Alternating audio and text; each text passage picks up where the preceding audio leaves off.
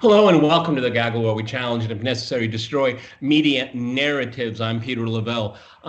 This is a very special edition of our podcast here. It's focused on Senator Chris Murphy, one of the leading Mandarin lights of American political establishment. I'm joined obviously by Ciara and George, other co-founders of the Gaggle.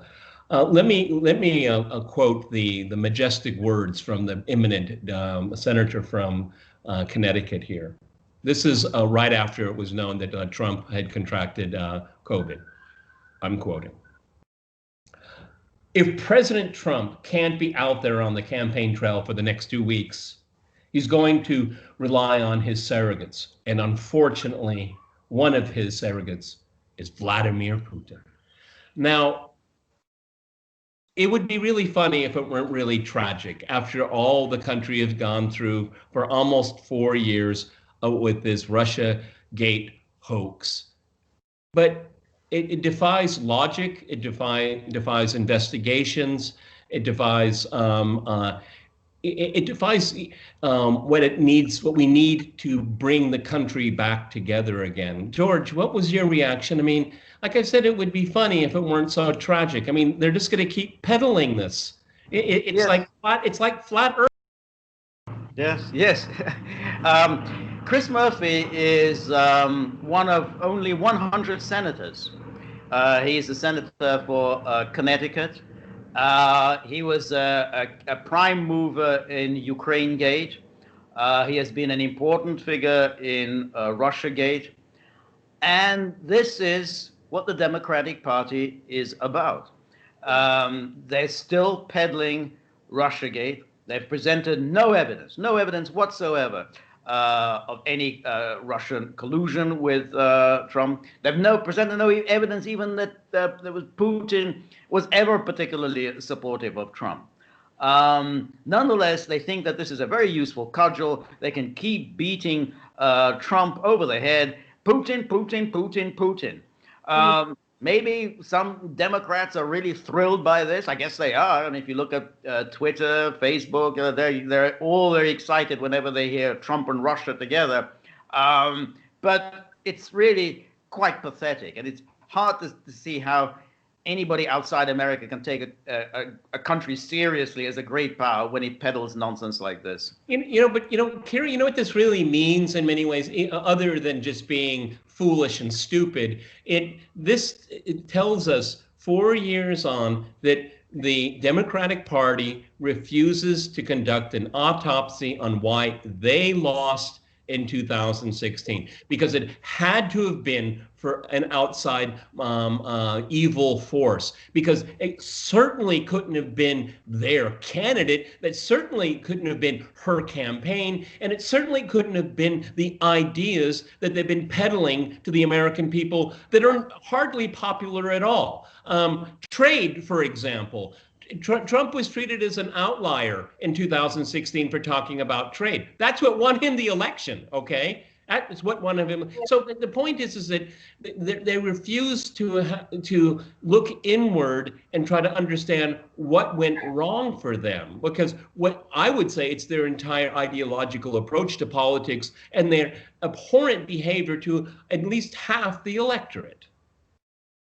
Yeah, well, I would also add to that, Peter, I think that it goes beyond just being a farcical statement to say, because it also, more concerningly, it undermines the integrity of the election. It undermines the integrity of the voting system to say that no matter, there's no campaign trail now for Trump. He's going to rely on his Russian lackeys in the Kremlin or whatever it is. That undermines the election integrity, and also it fearmongers around the election and around voting, which people are already concerned about, with the whole narrative around online voting and the mail-in votes and questions about how legitimate that is and how legitimate that system is. The last thing you would want, and especially for the Democrats, the last thing you need to see on your side of things is someone adding fear to the fire.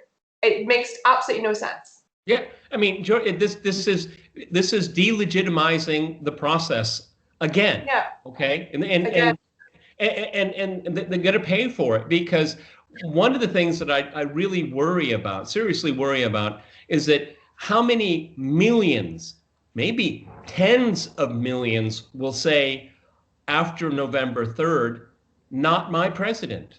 And this and Chris Murphy is playing into this narrative. Right. And that's you're exactly right about delegitimizing the process, because already the media and the Democrats are peddling daily this nonsense that Russia is interfering day and night, 24/7 in the 2020 election. No evidence is ever presented. Well, what exactly are they doing? I mean, are they sending money into the Trump campaign? I mean, what are they doing? No.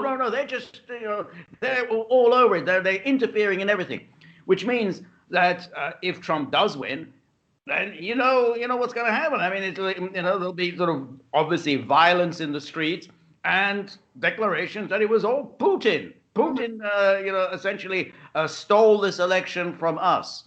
And I think, George, just to add to that, though, for example, the presidential debate, when you look at the comments made by both parties, Trump also does refer to ballot fraud. And on his side, he does suggest that, the voting by mail isn't secure.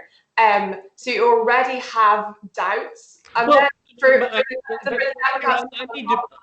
I need to push back a little bit on that. Okay, I mean the left right now peddles. Oh, it never happens. it does happen. Okay, there are cases of it. Okay, but there was I mean to just say that Biden then fails to inspire confidence in the system. He doesn't say no. All he turns to the camera to say is like vote, which is well and good. But then when you have people casting doubt on the actors who are behind whatever voting systems and being foreign interference, it just delegitimized the entire system, which is detrimental to both sides, but particularly the Democrats at this stage. You focused in on such an important point, and I think it's something that most people in America don't know how antiquated and broken the electoral system is in the United States. Okay, and everyone's hedging a bet. I think you have to bring up a really good point. Everyone's hedging a bet. If they don't get the outcome they want, it was because of the electoral process. But we all know. I mean, there's almost an endless number of stories of 300 ballots being sent to one address. Okay, or ballots suddenly disappearing, ballots ending up in the garbage. I mean, there are numerous cases of this here. And I think going back to Chris Murphy, George, is that it absolves them of any kind of responsibility in making sure the process works. George. Yes, no, that's right. Now, the thing is that, we've always had elections, and we know what elections are. You go to the polling booth, and you put your cross by your candidate, and then it was a straightforward thing. You go, you obviously have to present, evidence of your identity and your actual address. Mm-hmm. But what has happened this year is this massive plans for mail-in voting. And the Democrats kind of hoist by their own petard by terrifying the public about, you can't possibly go to the polling booth because you'll catch COVID there. Well, now they're stuck with this, and they know that after November the 3rd, and since most of their supporters will be voting by mail, then chances are Republicans will have their army of first-rate lawyers challenging the counting. They'll say, no, this is illegitimate because this guy didn't put a signature on it. He didn't put it in the right envelope. So the Democrats are sort of they first caused a panic over COVID. Now they're panicking that Trump is going to steal the election. Well, they shouldn't have banked everything on mail-in voting. But what is interesting to me is that I think it's fair to say, everyone knows my politics here, but this is fear-mongering and causing a panic. But they're working under the assumption that they can control the fear-mongering and control the panic. And I think that is such a dicey proposition to believe in, because it can come back and really bite you in the ass here. And then again, it gets down to like, what happened? Who won? And then, as I like to tell my friends living abroad, Americans are very well armed. Okay. I'll kind of leave it at that. Okay, Ciara, and George, I'll end up on this question here. Is this Russophobia, this hatred of Russia, using Russia as a political culture, is it now part of the DNA of the political process? I mean, are we all elections? Are we going to hear, outside influence? Because there's lots of outside influence. It's got like Israel, Saudi Arabia, Turkey, United Arab Emirates. I could go on and on. There's a lot of outside interference in American elections, but we never hear about that. What I'm saying is this just a feature that people just genuflect to on the left? It's like obvious this is happening because there's no evidence, as George points out. Is it part of the process now? Ciara, what do you think? I think it's very convenient. I think it's a very convenient line to throw in whenever you do want to deflect. It's a deflection technique, I think. When you want to deflect from current issues at hand, you mention Putin and Russia in the sense of the American election or meddling or hacking or whatever else. Deflection of public interest, deflection of your supporters' interest away from the core problems that are eating up the Democratic Party. It's like healthcare. Oh well, the Russians are meddling in our elections. What about a universal basic income? Oh, the Russians are meddling. You know what I'm getting at? Anytime you bring up a real issue. Protecting the climate. What about climate change? What about Green New Deal? What about seeing something that's similar to that? Nothing. Well, that's the thing that not only is it very convenient, it's doubly convenient because you don't have to present any evidence. You just simply say, well, the security and intelligence people are telling us that Russia is seriously interfering in this. Russia is hacking. Russia is stealing our vaccine secrets. Russia is stealing our computer secrets. And they say, well, where's the evidence? Well, this is highly classified. We can't possibly find it. And then the media just simply peddle it. And the media never asks for any evidence. And so, yeah, it's extremely convenient. Okay, but it seems to me, I heard this someplace, but there's a lot of evidence that Joe Biden's son Hunter was involved with influence peddling. I mean, the numbers are out there, the paper trails out there, the wires, money wires are all out there. But it is a story that no one wants to talk about at all. If the shoe had been on the other foot, oh my goodness, we would be through impeachment again. Okay, so I mean, as Ciara was saying, it's a deflection because if you look at in the mirror and you look at your own colleagues, well, no, that's been completely debunked. No, it hasn't been. It hasn't. Not only has it not been debunked, it's not been clearly analyzed and discussed publicly here. So, what I see here is that they accuse us of everything that they actually do. Ciara. Yeah, Peter, I would tend to agree, to be honest. It's like a strange way of getting away with all that you do by naming it under somebody else's report card.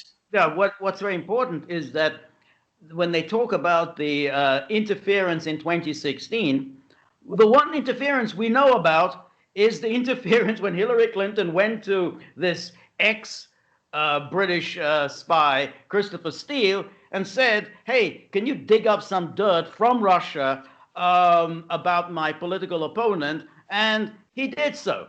That's what we know.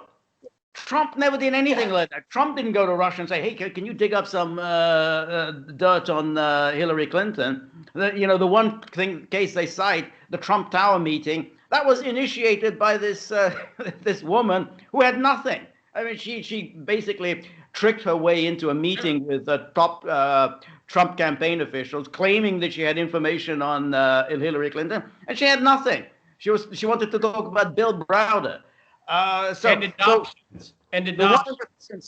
From Russia that we know about comes from Hillary Clinton and the Democrats, and yet there's a media silence, other than Sean Hannity, media silence on that interference. Well, we started out by talking about Chris Murphy, and Chris Murphy covered himself in enormous stupidity and embarrassment, I think. And I think it's a sad testament to where we are in our politics. Don't look inside. Don't have a state of reflection of what possibly could be going wrong. No, just blame it on the Russians. No. Okay, Ciara, George, thank you both for all three of us. It's the first time in a while we've all been together here on the Gaggle. If you like this, please like, share, and subscribe, and a whole lot more. Take care.